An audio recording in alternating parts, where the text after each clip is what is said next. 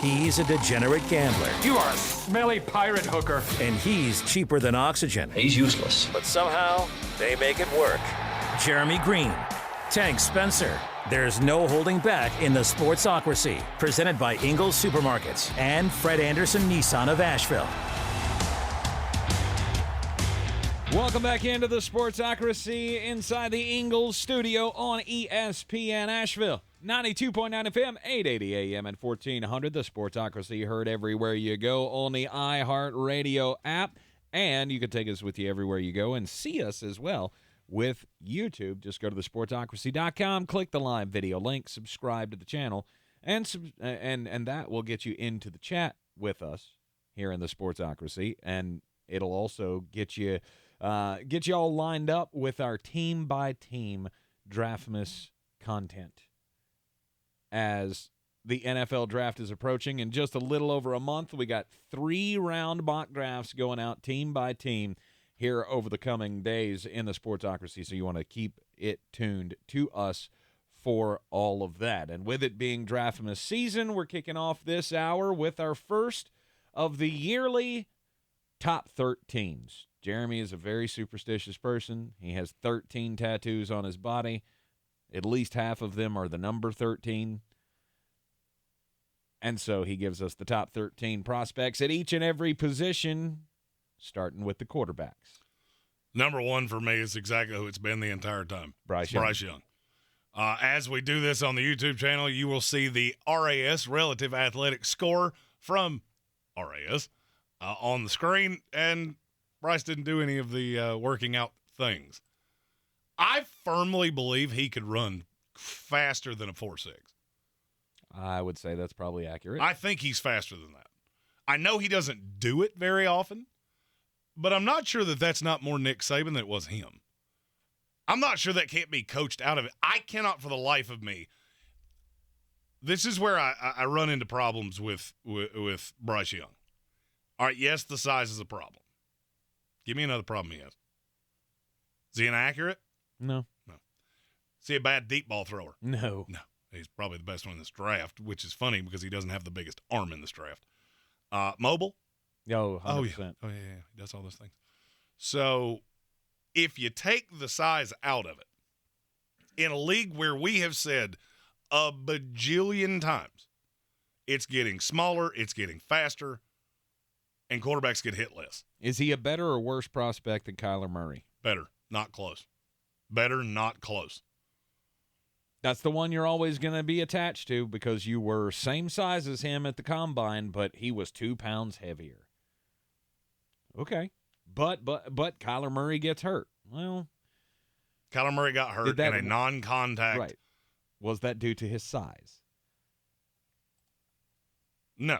It's just a fluke thing that happened. Mm-hmm. I think the play that I was already a fan of Bryce Young, but the play that made me fall more in love with him as the number one prospect in this quarterback class was the first game of the season against Texas, when he was ducking, and diving to try to keep that last play alive before they scored the touchdown and ended up winning that game. He's a phenomenal prospect. Yeah. I mean, he has the pocket presence, the awareness to get out of the pocket when he needs to. He can throw on the run. I love all of the things about Bryce Young. I feel like we have transitioned now to C.J. Stroud's the best, but because he's a few inches taller. I mean, he outweighs him by 10 pounds based on how they weighed in at the combine. Okay. I'm not sure I'm getting because that's the only thing you've got that he's better at for me. Is the size, yeah. That's it. If Bryce Young was in C.J. Stroud's body, this would have been the easiest thing in the history of the draft. And that's what bothers me, is that you're falling into this trap to me. Well, nobody's ever done it before. Yeah, we also had never had 220-pound linebackers. I got 4 of them going in this draft. So, I mean, how people aren't seeing that one leads to the other, I don't know. But this won't be. This is the case study, and I think you're going to see it happen more often going forward, because Bryce Young is, yes, he's small and he's not just a runner. I always said if Kyler Murray was 0.3 of a second slower, he wouldn't have been drafted. Mm-hmm. So I don't get it. I don't think I'm going to get it. And if I had the number 1 pick, I would be taking Bryce Young, and I wouldn't think a second thing about it. All right, Bryce Young is the number 1 quarterback prospect on the board. Also, I saw an interesting stat that while some people will question the size of Bryce Young, you know how many of his passes at Alabama got knocked down at the offensive line? I'm going to venture a guess it's not many. It's none. None of them. Wow. He didn't have one pass that was batted down at the defensive line. Wow. I didn't He even know can't that. see over him. He can't throw. Oh, really? Well, he did it in college. Yeah. I get the NFL's a different scenario. No doubt. But again, so that's a healthy little stat if you're a Bryce Young fan. Somebody says, "Oh, but his size." Well, it didn't matter him getting passes to his receivers in college.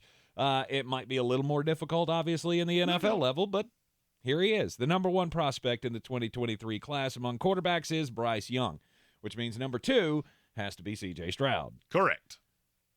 I mean, he has more of an NFL body, 6'3", 215, big hands. He's got a really good deep ball arm. He's also completely allergic to running. I think he is more mobile than we have seen, and you'll never know that. I've been doing this this is my 12th year. He's the first player that first quarterback I've ever had to break out the tool of exactly how fast are you. There are ways you can do that by taking frame by frames and straight lines. And when you see a projected 40 time, that's how we figure that out. He's the first one I've ever had to tangibly do that with. And I got to about a 4.8. He's mobile enough. I'm not dinging him on the fact that he doesn't run much. And I think he's a very good quarterback prospect. The question is, does he have the mobility and does he have the smarts to take care of himself and also make the right play at the right time like Joe Burrow does? I have no problem with either one of those things. My problem with C.J. Stroud is progression. There are certain things that I just don't ever see quarterbacks grow out of. And I'm going to lock in on my receiver, and he'll get open eventually. I've had that knock on several quarterbacks. Oddly enough, 3 of them now coming out of Ohio State. None of them ever grew out of it. None of them. I've never seen somebody get past that. And in the NFL, it just doesn't work because you cannot consider, no matter who your receivers are, unless you have Calvin Johnson, Randy Moss, and Cooper Kupp in the slot, you cannot consistently expect that you're not going to have to make tight window throws. He virtually never did it. I'm not saying he can't do it because he did. It's just your entire thought process of playing quarterback is going to have to change. And now you're going to have the entire fortunes of an NFL franchise riding on you. Those two things mixed together are enough for me to go, I don't love this, not even a little bit. Now, he was still a top 5 prospect in this draft to me, so I'm banging on the guy here, and it's not real. It's just I like Bryce Young better. Mm-hmm. Now it gets tricky for me. Does it, though? I got to know. I have a feeling I know which way you lean on this, but the third quarterback on the board, which SEC quarterback is it? It's Will Levis, and it's not even kind of close. It's not even kind of close. And here's my swan song on Will Levis. If he played at Alabama, how good do you think he would have been? Name me the weapon he had at Kentucky that even kind of scared you. Oh, yeah, and he played in the best conference in all of college football. Mm-hmm. Not close. And got him to bowl games. Well, he got hit all the time. Yeah. How many of those linemen do you think are going to get drafted? 7 rounds of a draft. This year's offensive line? Yeah, it's 0. I'll go ahead and tell you. It's 0. I was going to say, he lost, 5 over the first 2 years? Mm-hmm. If he had played at Ohio State or Alabama, Will Levis might be the number 1 quarterback in this class. You're banging on him for college tape, and I could have done the same thing with Joe Burrow. I could have at times done the same thing with Trevor Lawrence. I could have eviscerated Patrick Mahomes off college tape. Because he didn't play with the kind of talent he was playing against. You want to know why you had no clue who Pat Mahomes was if you were the average NFL draft person? going into the draft because he played at Texas Tech and they were awful. Yep. He came out of a weird system, and so there's he didn't check all the boxes in college. Okay, there's a lot of guys that fall into that. You know who did check all the boxes? Tim Tebow. Congratulations. If college success is what you're banking this on, good luck. You're going to miss a lot. Right. He just didn't have high-level talent around him. Now, do I think he's ready to come in and play right away? No, not really. No, I want him to he's one of those that I fear gets David Carr syndrome. He's been hit so many times that his brain may look like that egg that was in the frying pan of this is your brain on drugs. Okay. Because he's been hit a billion times. Mm-hmm.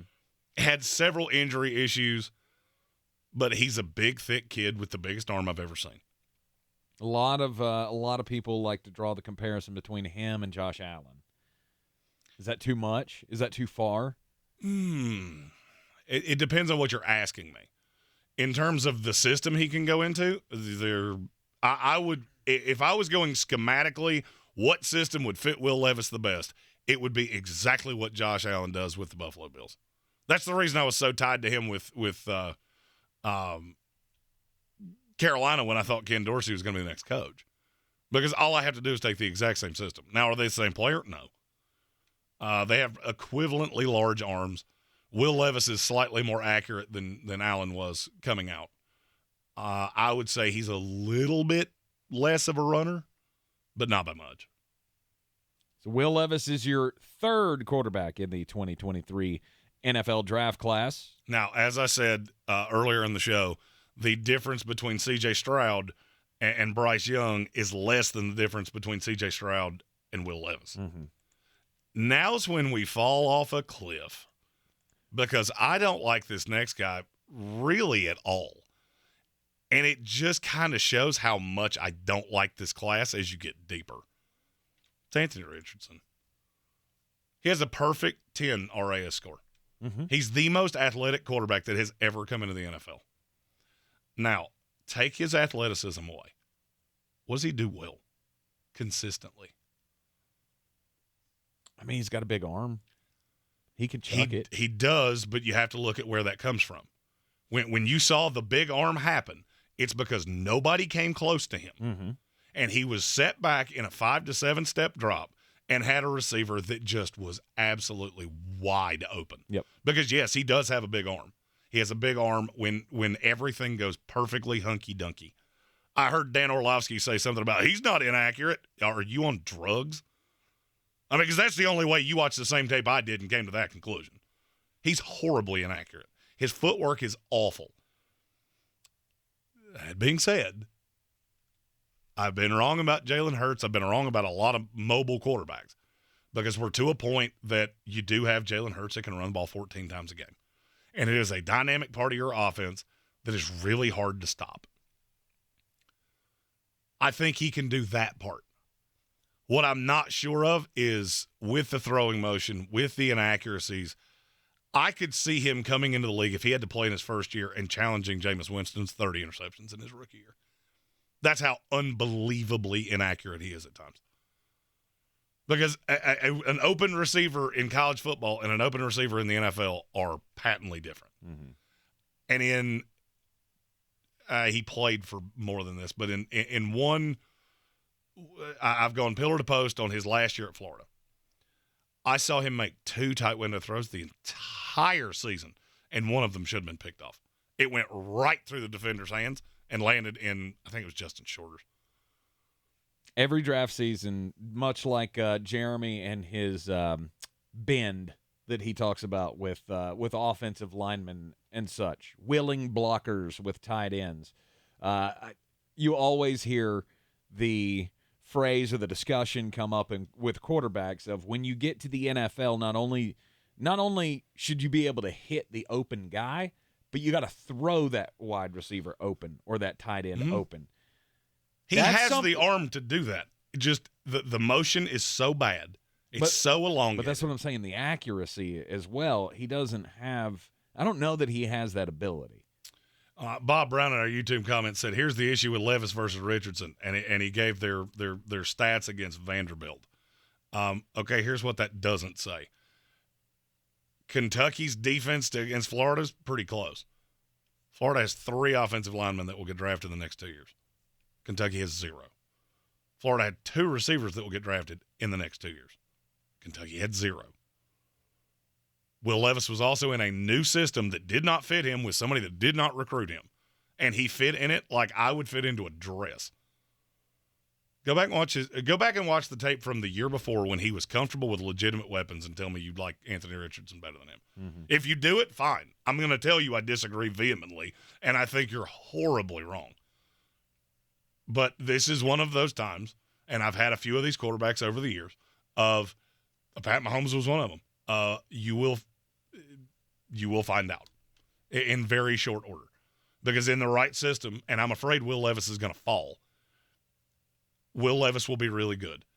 The pandalirium over Anthony Richardson because he's so fast is exactly what I knew was coming, and it's what terrifies me about him. I know shockers so far in our top 13 quarterbacks of the 2023 NFL draft class, as chosen by at ESPN draft nerd Jeremy Greene. You had C.J. Stroud at the top. Then you had Bryce Young at the top, C.J. Stroud just behind him, and then a drop-off to Will Levis, and then a marked drop-off after Will Levis to Anthony Richardson. And now how big is the chasm coming now? Really? I have a 5th one. Okay, number 5, close to Anthony Richardson at 4. We'll get you up to date on the latest in the top 13 here next on ESPN Asheville. The Sportsocracy. Why are you smiling? Because I love football. And here in the Sportsocracy, we also love the Draftmas season. Getting you ready for the 2023 NFL Draft in just over 1 month. And we're rolling through Jeremy's position-by-position rankings. Starting with the quarterbacks. Top 13s start today with quarterbacks. We already have Bryce Young, C.J. Stroud, Will Levis, Anthony Richardson. Those are the top 4.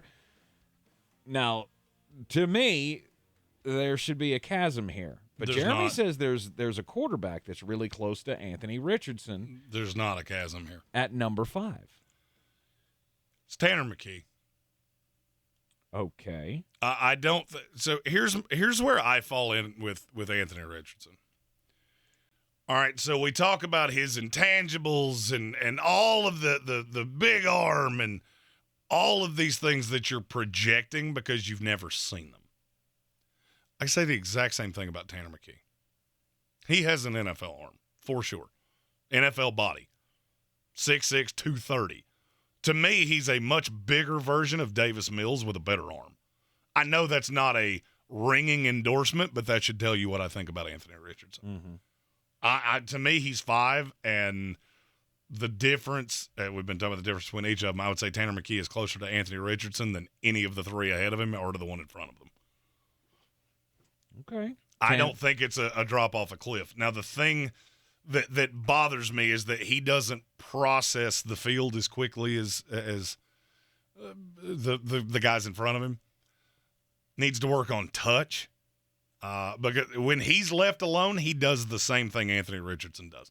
I've seen him just uncork bombs that look phenomenal.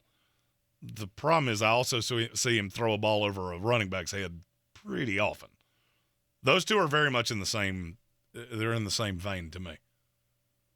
But another big statured kid who's got a big arm, you just don't know how it translates to the next level. And he doesn't have the athletic upside. No, he doesn't have an athletic upside at all. He is I don't think he's a statue, but he's not going to outrun defensive lines very often.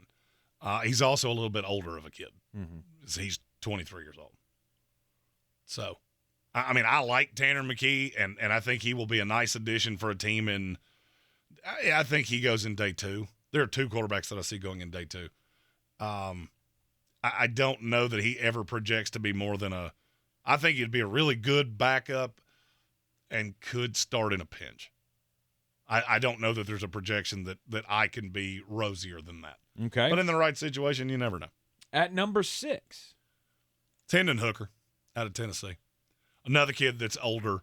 And before anybody asks me, well, why do you have Tanner McKee over him? The injury is one. They're both older guys.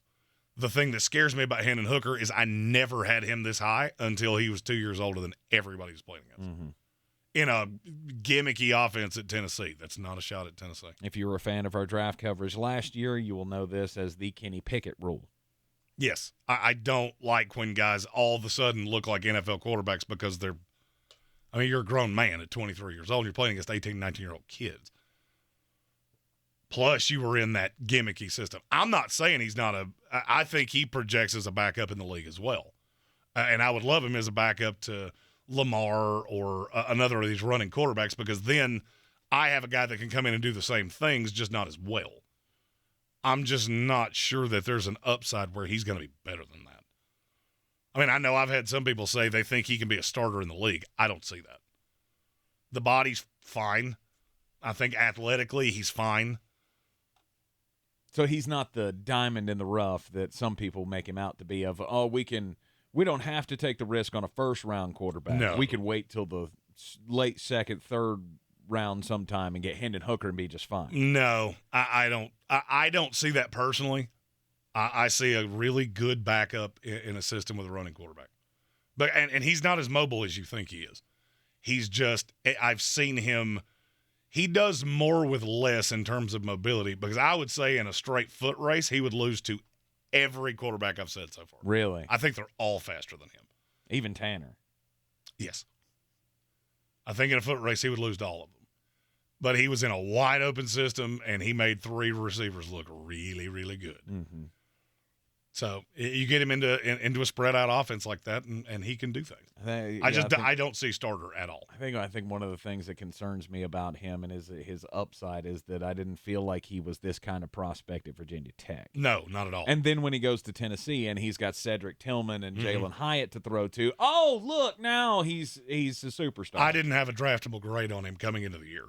And I do not change those things easily. Right. So the fact that I've got him this high is really a testament to how good he was this year. All right, number 7 in the top 13 quarterbacks by @ESPN Draft Nerd. This is where I think you get into a guy that I'm not going to say he's a diamond in the rough because I absolutely hate that phrase. But he does check some boxes that I really like. It's Jake Haener out of Fresno State. Athletically, we'll say he leaves a decent amount to be desired. More athletic, Jake Haener or Jake Fromm? Oh, Jake Haener by a mile. More athletic, Jake Fromm or Tank Spencer? Tank Spencer by a reasonable amount. Jake Haener's just – and I hate he's a winner. Stop. Every quarterback that we talk about here is a winner. You don't see many 3-9 quarterbacks coming into the draft going, I think that guy could be good. Yeah, it's weird. Every draftable quarterback is a winner. Except for Hendon Hooker at Virginia Tech. Well, but he was a winner at Tennessee, and he wouldn't have been drafted at Virginia Tech, and he will be drafted now. Right. There's no irony to that. So, I mean, I like Haener. He's a prospect to me, and there are a couple guys that fall into this vein. He just doesn't do anything. He doesn't do anything so well that I know he can hang his hat on that in the league. He's also really small. 5'11", 205, I think was what he came in at. Or 207. Mm-hmm. So he's just not a big kid. He's got a little Colt McCoy to me. He's not lead-footed, but he's also not fleet-of-foot by any stretch of the imagination. He's really accurate in injuries. If there were no injuries on him, I might have him ahead of Hendon Hooker. Mm-hmm. But there were, and with the body build, and I can't get there. But I could see a team taking him in day 3, and he's the backup for many years to come. Number 8. Clayton Tune from Houston. That's an interesting name. That's bang-up analysis you got there. Excuse me. Houston quarterbacks, not really on my radar. No. The last one that was Case Keenum, and that went way better in the pros than I ever thought it was going to. Clayton Tune is the exact opposite of what I just said about Jake Haener. I think he is freakishly athletic, really big body. The thing that makes me nervous is the system that you came out of. You did a lot of high-level things as a quarterback, but the level of competition was not great. He's another one that I would like to see backing up a quarterback in like a Lamar or somebody like that runs a lot, because he can come in and hurt you with his legs. Every time I've ever seen him blitzed, it's almost like he piddles in his pants, and what is about to happen, who knows? Nobody knows. Now, that could be Dana Holgorsen. You know my feelings on the – that's one mullet I don't like. Not a Giant fan. No, that's a nice way of saying it. Him and his George Washington haircut. I just – he's so raw. But the intangibles are there. The ball of clay is there. If you get him right with the right coach, he's the only one that's outside of that top 5 that I think, the right system could turn him into a starter. It's going to take some time, and you're going to have to completely build a system around him. Number 10.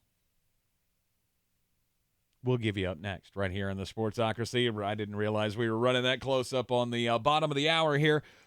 We have gone through 9 quarterbacks now in the top 13 of Jeremy's quarterback class of the 2023 NFL draft class. We're just a little over a month away, and we're going to continue to do the position-by-position breakdowns right here in the Sportsocracy with at ESPN Draft Nerd. More next. We're kicking off our top 13s. Every position in the NFL draft broken down into the top 13s, because Jeremy's a superstitious guy, and he's got to have 13. He can't just have 10. He can't just have 12.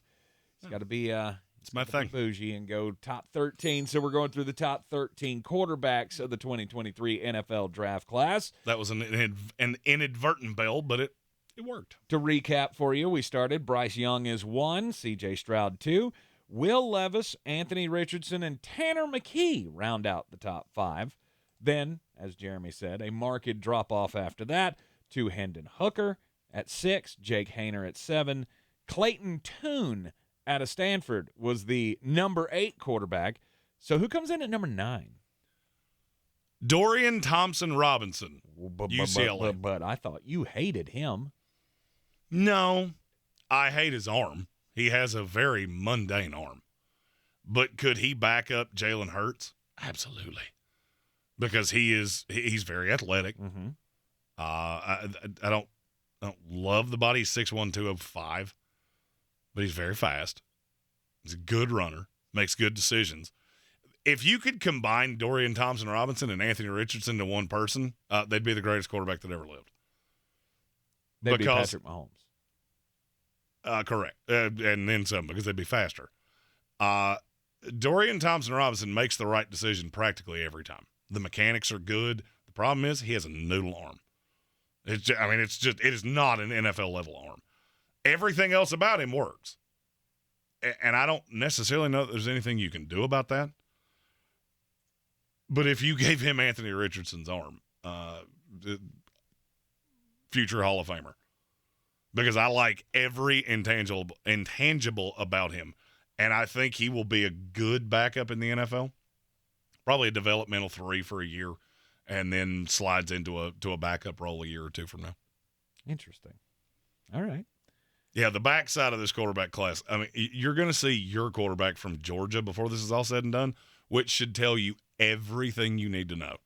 Right, about this draft class. Because if the NFL draft was 47 rounds long, I still couldn't find a way I would take him. At number 10. This kid I love. I don't know exactly how it's going to work in the NFL. It's Malik Cunningham out of Louisville. Mm-hmm. He's freakishly athletic as well. Didn't run quite as fast as I thought he would. 4.53. It's still pretty quick. It's fast enough. It's fast enough. Right. It's fast enough. He's very light on his feet. The problem is that virtually everything he does at an NFL level is with his feet. It has a really bad habit of just absolutely sailing passes.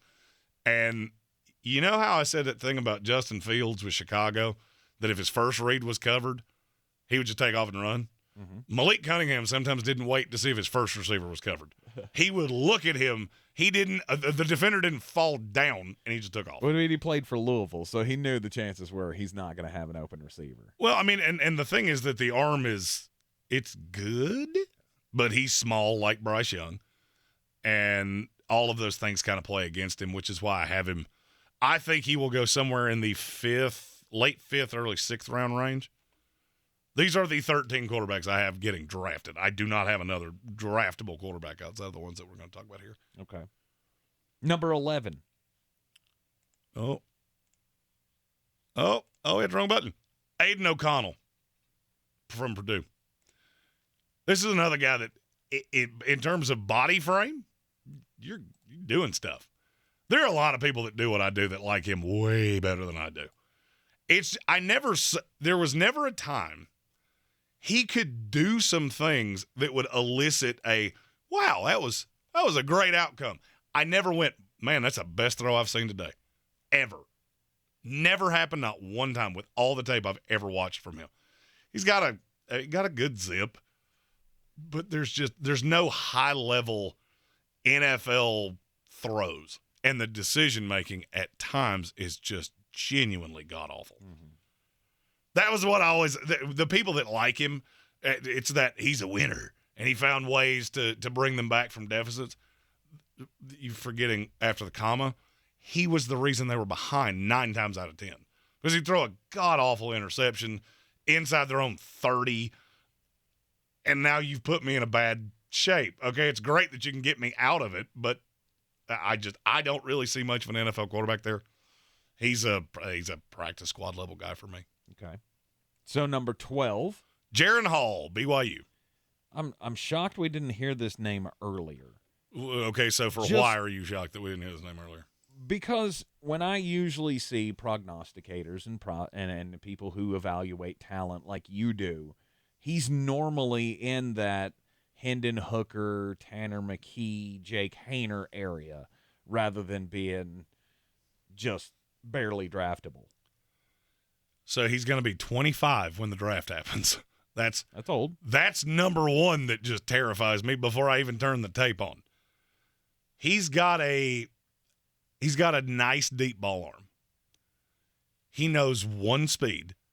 You remember John Rocker that was the closer for the Braves back in the day? Yeah. You know how he had one pitch? It was only a fastball. Yeah. Hey, that's exactly what Jaron Hall is. He has no touch whatsoever. Screen pass coming in at 143 miles an hour. Does not matter. I got it to you. Catching it's your problem. And, I mean, is he a guy – if he was 21, then maybe. Because I could work with how good the arm is. At 25, by the time you develop, you're going to be 28 years old anyway. Mm-hmm. And I'm not sure you're going to get any better. Mm-hmm. Plus, you're small. And then there's the Zach Wilson thing of – he came from I've already seen us do this with a kid who had an exponentially better arm than yours. And I'm not sure it's not level of competition. And at the NFL level, just having a decent deep ball arm is not enough that's not enough for you to be drafted. And that's about the only thing he does at a high level. All right, and finally at number 13 in the top 13 of Flostradamus, Jeremy Greene. I can already hear the sighs are coming. The two-time defending national champion and national championship game MVP, Stetson Bennett. Hey, you want to break him down? Because I don't really have much positive. I mean, there's not a whole lot to break down. I mean, the kid's pretty decent. He's pretty accurate with his throws. He doesn't have the most ginormous arm. He's not the most mobile guy on the planet, but he can get around. He can make you miss. I just don't think at the NFL level he has the prospects of doing anything. He's very little. And then people lost their mind. Look how mobile he is. Yeah, he's little, like little. For him, it's all the intangibles. I think his football IQ is really high. He worked really hard to get where he was. Mm-hmm. I think he understands this game very well. He's got that. I'm not sure that I wouldn't draft Stetson Bennett and go, hey, you're never going to play. But do you want to coach? Because you're pretty good. You're pretty smart when it comes to this game. And maybe so. He's probably already older than half the staff anyway. Beyond a shadow of a doubt. He's got a little gutsy moxie to him. Mm-hmm. But in terms of, is he an NFL quarterback? Oh, good God, no. No, he's that guy that maybe he'll get a prayer and hope not to die when he gets on the football field for an emergency start or something. I'm going to give you the same with Stetson Bennett that I asked with Will Levis, but I'm going to ask it in reverse. Mm-hmm. If Stetson Bennett had been the quarterback at, let's go, LMNO, Georgia Southern, would we ever have known his name? No, sir. No. The only reason he's here is the story, the end result, and there's just, in terms of NFL talent, I've never seen it for 1 second. And that's where I'm at with Stetson Bennett. Mm-hmm. This quarterback class is that bad that he's the 13th. Now, in terms of, are there any other quarterbacks that could get drafted? Tyson Bagent might. I have a completely undraftable grade on Max Dugan, so don't ask me about him because you're not going to like what I have to say. And if there was another one, Tanner Morgan. Maybe? Yeah. That's probably – and none of them will get drafted. They'll be picked up as undrafted free agents. Right. And we'll play that game for 15 seconds, and then they'll be gone into the ether.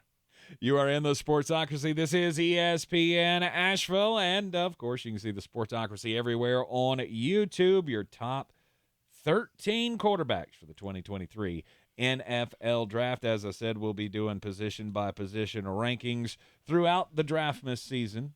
Tomorrow will be fun because we're talking running backs. Ooh. There are about 400 of those. That was the hardest list for me to pare down of any position. I was thinking, we want to spread this over 2 days and do a top 26 running backs in the NFL? Well, I mean, we could do that, but I have a feeling that when we got to day 2 of that, it's almost like the second weekend of the tournament. You should really be I'm here. I'm here. I was not asleep. You're in the Sportsocracy, and this is ESPN Asheville.